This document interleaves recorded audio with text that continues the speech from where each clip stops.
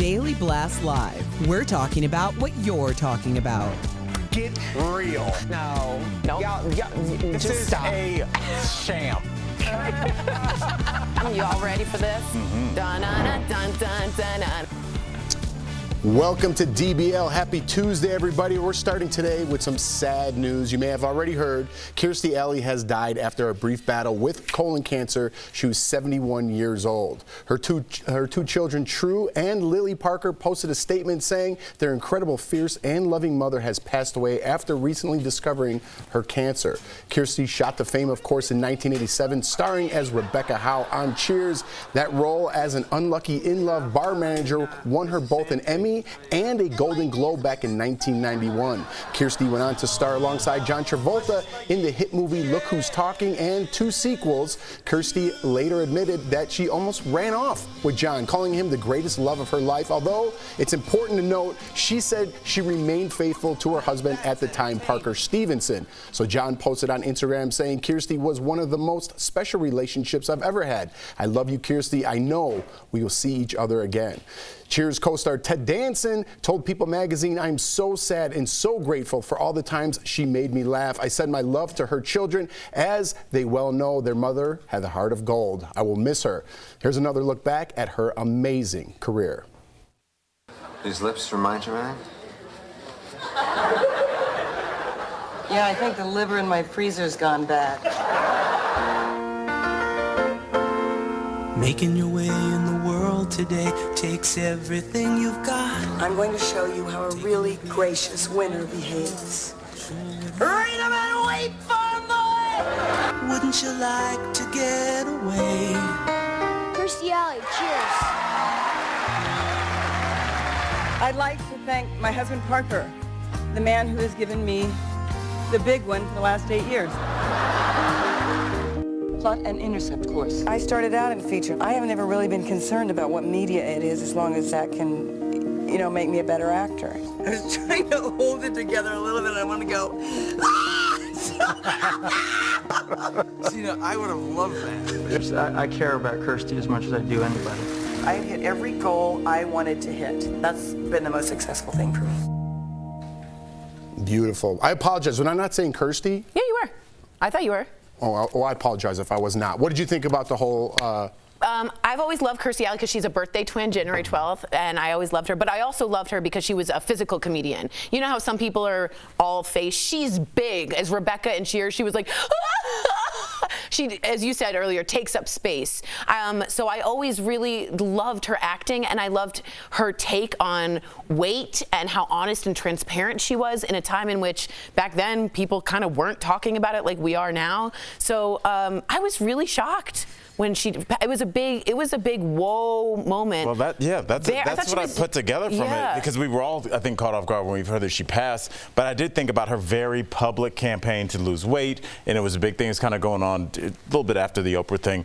But when you do go through something that public, yes, you get a lot of support, but you also get a lot of hate. And I think, and I can only speculate here, that's why this was so private. Like, at some point, the public doesn't get to know everything. And I think the idea of her passing away with the people around her without press questioning her, without somebody asking her to be part of a hashtag campaign, just being able to enjoy your people. She gave so much of herself to the public. I think at the end, it was just about her and her kids. So shout out to her for that. And I think it was just so abrupt. That's the thing that caught us all off. She found it, and then it was... Right, because you get those alerts on your phone, and you're like, oh my gosh. But every time I get an alert that someone passed, I think about aging and everyone around you getting older as well as you getting older. Because I always look at, like we were talking about it earlier, and you look at somebody as the Cheers character, or you look at them as the role that they were big in. Like, she still feels like the same person from Look Who's Talking. For sure. To me, symbolic of my childhood and watching that with my parents. And so, I can't imagine that she's even old enough to be passing away, which I don't think she was, or even unhealthy enough. It's just like this lively, big personality person that you just expected to be there forever.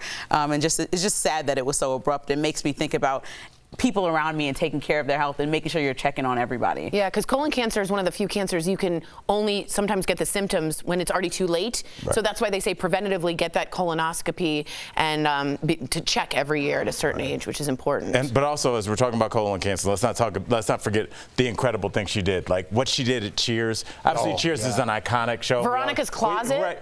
But I'm going to talk about Cheers. Okay. But no, Veronica's Closet was that big. Was a good but with show. black men, like we used to watch Cheers. My friends still watch the reruns, and she was the straw that stirred that drink. Because she didn't belong in that bar. It was kind of like a dark bar with guys that were just drinkers, and she was this elegant, rich woman, and that was so important for that show. Right. So just like I don't think we talk about Cheers the same way without Kirstie. I love the straw that stirs, not the straw that broke the camel's back. No, I love that it was a stir situation. It's a bar. It's a bar. That's right. All right, well, tune in to our YouTube at the break. We're going to talk about Veronica's It's important. Yeah. Coming up on DBL, we're talking about Margot Robbie's big confession about working with Brad Pitt and a major shakeup for Good Morning America as an affair been brewing between these two anchors. Who are they ever okay to, have a little kissy in the workplace? I'm going to say no. It's happy holiday season time. From our DBL family to yours, we want to wish you a happy holiday season. A happy holiday season.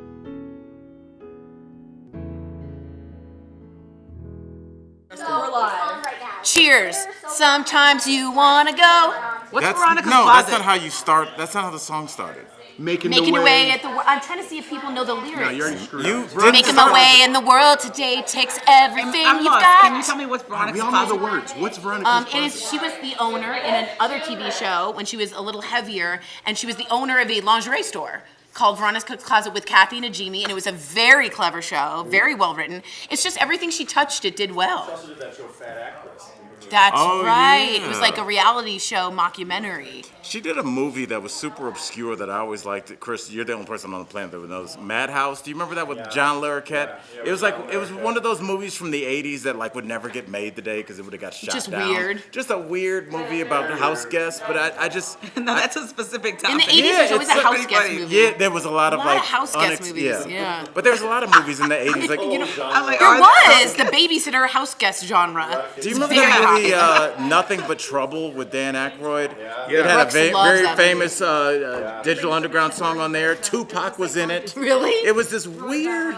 There was a lot of weird Yeah, movies. you just wouldn't get these movies made now, but I think that's the problem with movies is if it doesn't have Thor in it, it won't get made. I know. If it's not a Marvel sequel, then forget it. But how could it be like those small weird, like Juno by Diablo Cody we were just talking about. But even Juno had like a demographic. I think they're used to just be weird, random movies that would have like a couple famous people in them. And you're like, how did you end up add in this and that and stir together and get that. The plot would make no sense. It would just be, it was just a comedy, and it's just, I think they did. The Burbs was like that. Yeah. The Burbs. My friend's obsessed and got a big tattoo. Really? And it says The Burbs. I love that. He's deeply into it.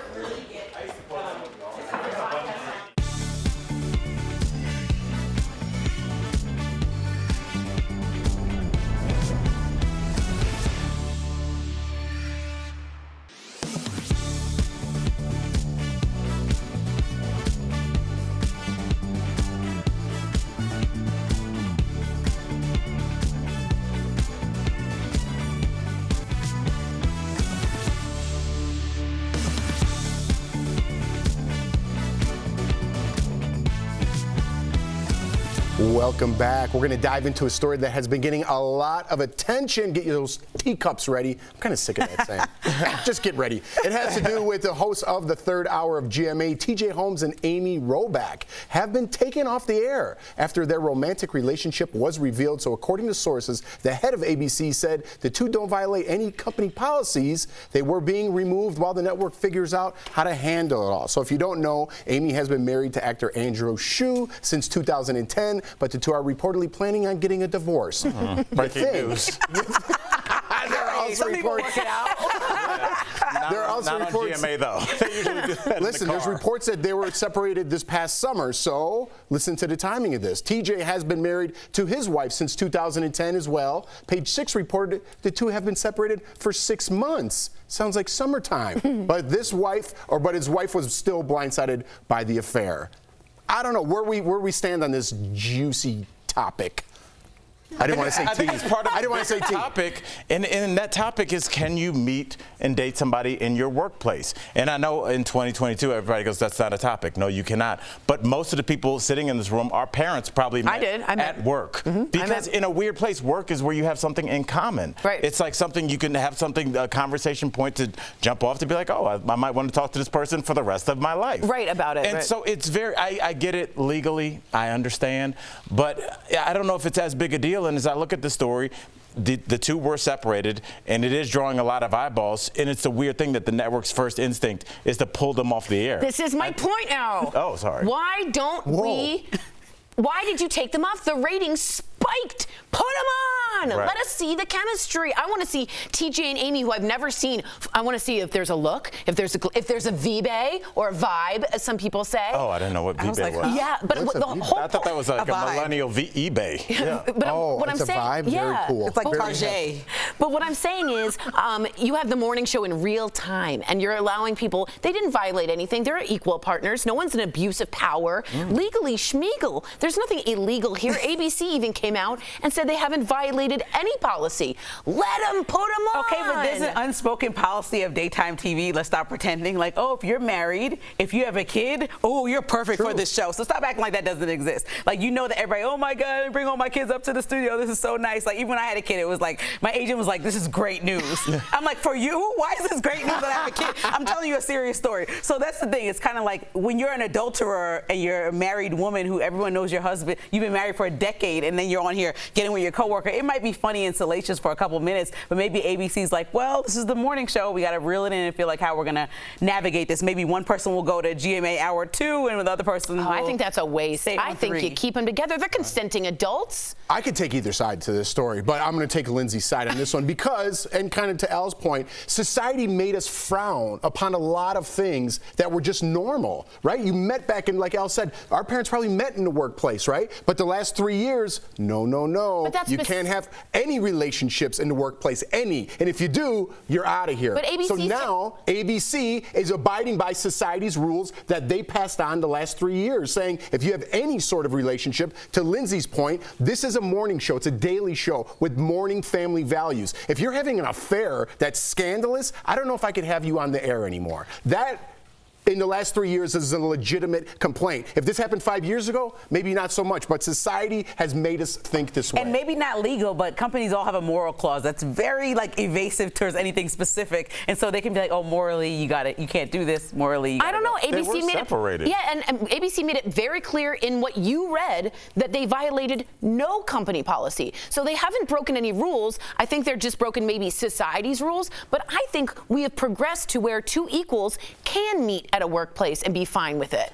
Yes, until it doesn't work. It's like, I always say this is like, there's always like these rom-coms where like the two single people be keying into their apartment together, and then they'll realize, oh, I love my neighbor, whatever. They don't show like 3 months after when it falls apart and now you're getting up at 5 a.m. to avoid them on the elevator. Like when things go poorly, that's what we don't have, we can't forecast that. So if something ugly happened. That's a ratings goal. It is, but if it's something ugly, I think that could be a problem. And also, you are setting a precedent because if there's kind of this is CNN. This is the third hour of GMA. But you're still delivering news, right? And if you're like, fluffy, wow, it's poppy. It's the third hour. It's not fluffy. Having an affair on your spouse is not fluffy. The third hour of GMA is known as sort of a fluffier hour. The affair hour. Affairs, strip clubs, drugs, whatever. It all goes. It's made daytime TV. It's all good. I'm not saying affairs are fluffy. I'm saying that hour isn't so hardcore that I could see them. But we've seen people on hardcore stations stay together and keep their show on air and be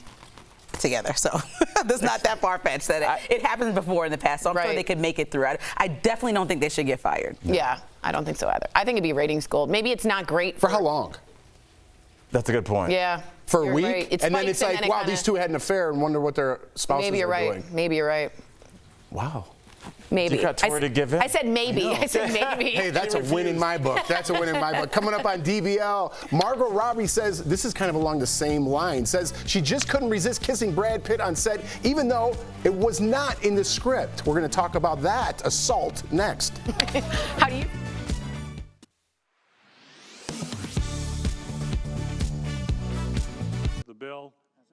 as amended, has passed. The Respect for Marriage Act is one step closer to being signed into law. The legislation passed the Senate on November 29th. It now sits with the House, where it's expected to pass and then be signed into law by President Joe Biden. The bill grants some protections for same-sex marriages. Google Trends data shows people want to know if this bill would make same-sex marriage legal in all 50 states. So let's verify. Our sources are the Respect for Marriage Act, the Defense of Marriage Act, Obergefell v. Hodges, and Dobbs v. Jackson Women's Health Organization. In 2015, the Supreme Court legalized same-sex marriage with their ruling in the landmark case Obergefell v. Hodges. In that decision, the court ruled that heterosexual and same-sex couples had equal rights to marriage in all 50 states under the 14th Amendment. The court also said bans on same-sex marriages are unconstitutional. Earlier this year, when the Supreme Court ruled on Dobbs v. Jackson Women's Health Organization, which overturned Roe v. Wade, other constitutional rights guaranteed by the 14th Amendment, such as same-sex marriage, were called into question. If passed, the Respect for Marriage Act would provide some safeguards for same-sex marriages. For example, the bill would repeal the Defense of Marriage Act, which currently limits the definition of marriage to those between a man and a woman. It would ensure that the federal government recognizes marriage regardless of race, ethnicity, or sex, and it would also require all states to recognize all marriages conducted legally in other states. What the bill doesn't do, however, is require all 50 states to legalize same-sex marriage, or prohibit states from taking steps to ban or restrict same-sex marriage if that right, currently protected by the Supreme Court decision Obergefell v. Hodges, were ruled unconstitutional. So we can verify, no. The Respect for Marriage Act does not legalize same-sex marriage in all 50 states. With your Verify, I'm Ariane Till.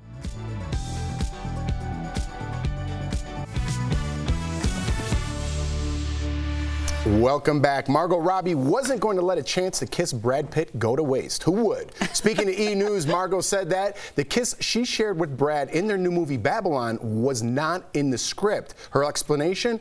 When else am I going to get a chance to kiss Brad Pitt? Maybe on Once Time in Hollywood. They were on that movie together. So she went for it, and the director liked it so much, he called the cops. No, he asked her to do it again. But there's the thing. Margot is married, and to her filmmaker husband, they tied the knot back in 2016. Nobody cares. She's married. She kissed Brad Pitt. Her husband cares. Exactly. Let's get to the point here. Let's do it. Okay? I should have just did this whole script. So Margot Robbie, it was in a movie with Brad Pitt. Guess what? She planted one on him, and it wasn't even in the script. How about that? So you find that to be assault? Is that better? Assault, my friend. I'm with Jeff. Yeah. What? Yeah, legally. Absolutely. Why is it okay if a man did that to a woman? I'd be like outraged. I can't. It has to be the same. You can't just kiss someone. There's consenting trainers now that are like, you can move this hand, you can put this hand on her. You can't just jump on someone and kiss them right now. Absolutely not. My first mind went to, dang, I would be worried as her husband because, you know, Angelina Jolie and Brad Pitt met on a movie set and she wants to kiss him and it could go left. I mean, he was with, what? Jennifer Aniston. Yeah, Jennifer Aniston that whole time. Oh, yeah. So, like, this is just a sloppy concoction of somebody you actually want to kiss. So I think the main person that should be mad is her husband. I think I would be, if I were Brad, I'd want to kiss Brad Pitt too, let's be honest, but I never would because I find that a double standard. I mean, it's not only a double standard, it's also a legal issue at this point. Yeah. And this is, this the law of unintended consequences. I don't think that anybody thinks that Brad Pitt thought that he was in any danger with Margot Robbie. But what happens when we construct a lot of rules is that now everybody is beholden to these same rules. And it can't be like, well, it's Margot Robbie. Yeah. She gets to skip on that. Unfortunately, and this is, you know me, I'm as liberal as they come. I understand human beings and I understand Brad Pitt's a beautiful man. But you know what? Lawyers don't, and honestly, Brad Pitt, if he wanted to, dramatic. No, not dramatic. No. It's crazy. This is a creative set where they have creative freedom a little bit. Some actors are not supposed to say the word no, and then they'll be like, no. No, but you have freedom to kiss someone. You're acting. I don't understand, like, that's not true. The last 3 years, again, I'm going back to this point because it changed society. It changed the rules that we play by. I don't know what's up and what's down. Let's use an example. Ted Danson, 15 years ago or 20 years ago on a set of Cheers, just reached in and started kissing one of those hosts, he would be canceled today or in the last 2 years because he did that 15 years ago. That's a true story. That's absolutely. Yeah, I know you're smiling, but that's a true story. He would be canceled because they'd go back and be like, he assaulted me when that was not in the script. Now we're doing a story about Margot Robbie kissed Brad Pitt because she had the chance. Now it's cute. So what is up and what is down in society right now? I agree with you. And it dilutes the message. I think it's outrageous. I'd be like, oh my God, Jordan, Margot Robbie planted one on me. What's up? Yeah. You know what I mean? Yeah. And maybe that's your take, but it's a slippery slope if we allow the good-looking ones to get through somehow, right? Like, that doesn't make sense. And also, it dilutes the message of women who are saying the Me Too movement to then go and plant one because you never get a chance. That's like directly what women are asking men not to do. So I'm with Jeff on this. This is the core of the issue with every one of these issues that starts from a good place. The Me Too movement was necessary to move forward because of the things that were happening to people. But again, the law of unintended consequences is it then brings into the part of humanity. Human beings are like, we know Margot Robbie's okay, but this creepy director, no. It's because we're biased. We like cute, attractive, fun people that don't seem threatening. But the ugly people are going to get the heavy hand of it. And that's why usually, and if you look at the men that are canceled, they're usually not gorgeous men. I mean, there have been some very attractive, famous musicians that have skated on some things, which I don't understand how they've done it, and other people have not gotten those same breaks. So we do always have to understand that human beings are biased because we're human and we're flawed. So I've that's never why been on a movie set, so you have. Like, I'm just trying to figure out, like, what is, like, okay, but the director's like, okay, this is the romantic scene. Like, there's like there's specific exact lines you have to follow to the T. Anything romantic? Now there is, like Tori said, someone specifically put in place to say, my hand's going to go here. I'm going to go here. You have to be like, I'm going to, go a little lower with this and then kiss you here. It is very choreographed right now because of what happened the last couple of years. Jeff, we got to run. What would your director done if you had planted one on one of your co-hosts in your last movie? It'd not be great. Yeah. It would not be great, especially because I did them in those times. Absolutely. Right? So, yeah, it would not be great. And especially because it was a Christmas movie and she was my sister. So it'd be really All right. Goodbye. We'll be right back. Totally different genre.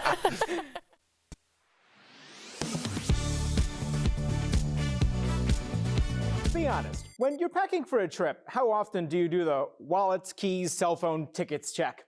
Verify viewer Angel texted us to ask whether that check needs to include ensuring you have the right ID, or more specifically, a real ID. So Angel, let's verify. Do you currently need a real ID to fly in the US? Our sources are the Department of Homeland Security and the DMVs in California, Texas, and North Carolina.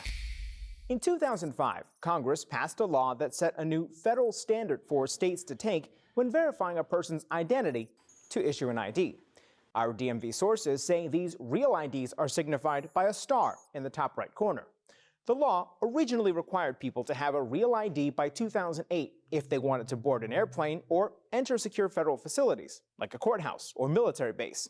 But states asked for several extensions, and the deadline was pushed back a number of times. As of 2022, 17 years after the law was passed, DHS estimated less than half of state or territory-issued IDs are compliant, meaning more than 100 million people don't have a real ID. But now, they'll get plenty of extra time to upgrade. The federal government delayed plans to start enforcing the Real ID law until May 7th, 2025. So, no, you don't currently need a real ID to fly, but you will in about 2.5 years. In addition to a real ID, you can use a passport or some other federally issued photo ID in 2025. The changes will continue to exempt children under 18 from needing an ID, and you'll still need a passport if you're traveling internationally. With your Verify, I'm Brandon Lewis. This is the CDC's map showing the activity level for the flu. You can see North Carolina is listed as very high, while South Carolina is in the highest activity bracket of all. And while many people are taking medicine to treat the symptoms, does soup really help you feel better when you're sick? Let's verify. Our source is Dr. Neha Vyas with the Cleveland Clinic and Penn Medicine. Dr. Vyas says the most important thing when fighting any sickness is hydration and liquids. Drink lots of fluids. non-caffeinated beverages are the best. Penn Medicine also agrees that mama knows best, and they recommend consuming that soup because not only does it hydrate, but the sodium in the soup can help to ease pain from a sore throat, while the heat of the broth will work to relieve a stuffy nose and sinus pressure.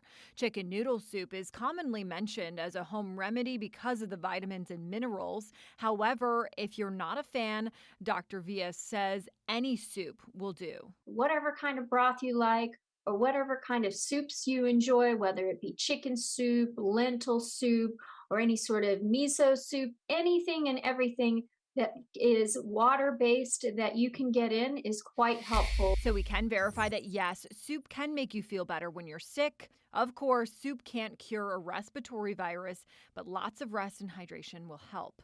With your Verify, I'm Megan Bragg.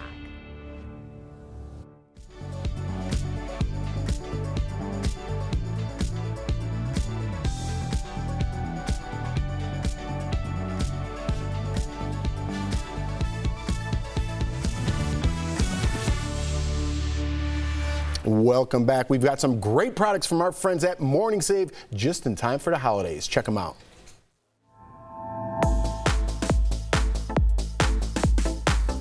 What do you have for us today? Hi, Tori, and hey, DBL Nation. First up, we've got the Adrian Vittadini 3-piece hard side spinner luggage set. So this deal includes one 21-inch carry-on luggage that you can see right here, one 25-inch spinner luggage, and one 29-inch spinner luggage. Normally, are you ready, Tori? No, I'm nervous. It's $1,160 for this set. We've got it for $139.99. Saving you 88%. Our next product is the 2-pack Secure Bright Flexible LED work light with a rechargeable battery.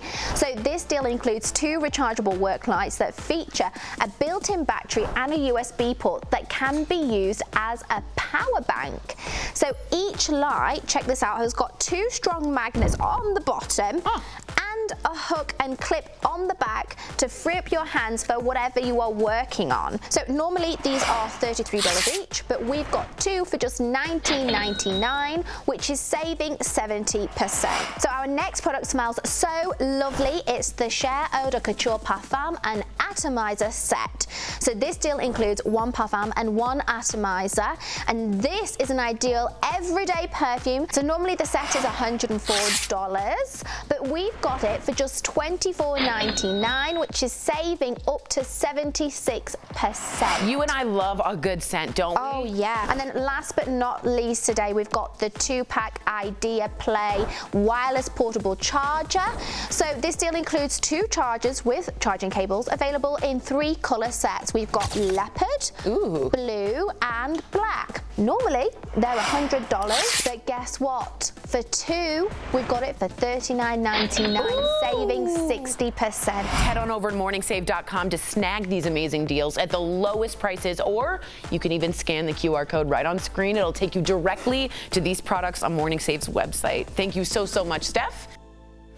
All right, before we go, we want to wish a very happy birthday over the weekend. Lindsey Granger turned 19. I turned 20, There you go.